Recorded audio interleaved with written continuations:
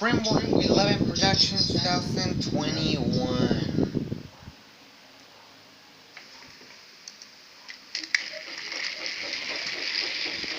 There's a line to a quarry at the end of Thomas's path. It goes for some distance along the road. Thomas was always very careful to listen in case anyone was coming.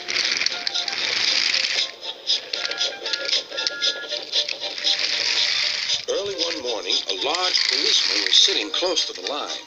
Thomas liked policemen. He had been a great friend of the officer who had just retired. He whistled, "Good morning." Thomas expected that the new officer would be friendly too, but he was sorry to see that he didn't look friendly at all. He was red in the face and very cross. "Disgraceful," he spluttered.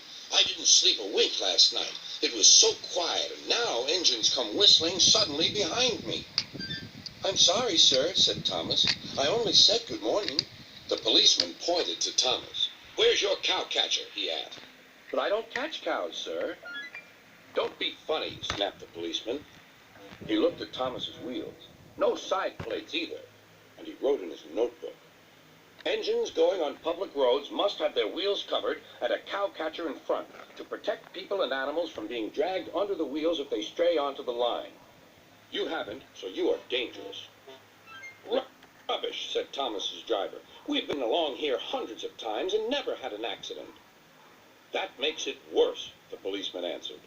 He wrote "regular lawbreaker" in his book. Thomas puffed sadly away.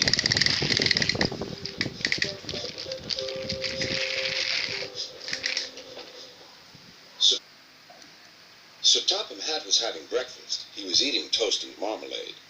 The butler came in. "Excuse me, sir. You're wanted on the telephone."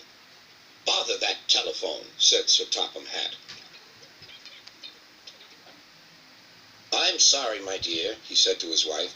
"Thomas is in trouble with the police, and I must go at once." At the station, Thomas's driver told Sir Topham Hatt what had happened. "Dangerous to the public, indeed. We'll see about that." Sir Topham Hatt spoke to the policeman. But however much he argued with him, it was no good. "The law is the law," he said, "and we can't change it."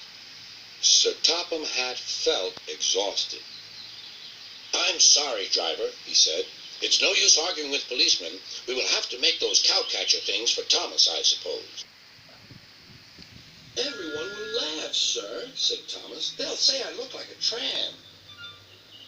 Sir Topham Hatt stared. Then he laughed. "Well done, Thomas. Why didn't I think of it before? We need a tram engine. When I was on my holiday, I met a nice little engine called Toby.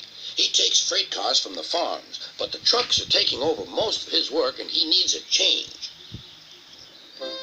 He has cowcatchers and side plates. I'll write to his superintendent at once."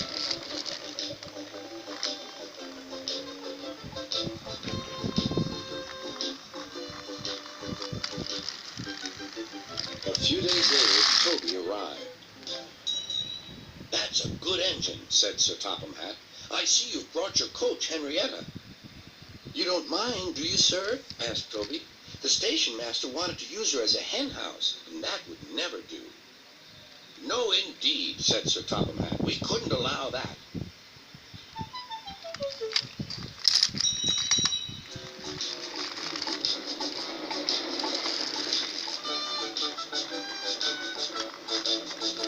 Toby made the silly cars behave even better than Thomas did. Toby made the silly cars behave even better than Thomas did.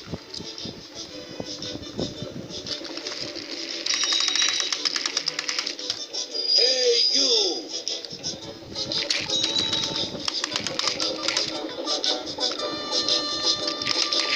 At first, Thomas was jealous, but he was so pleased when Toby rang his bell and frightened the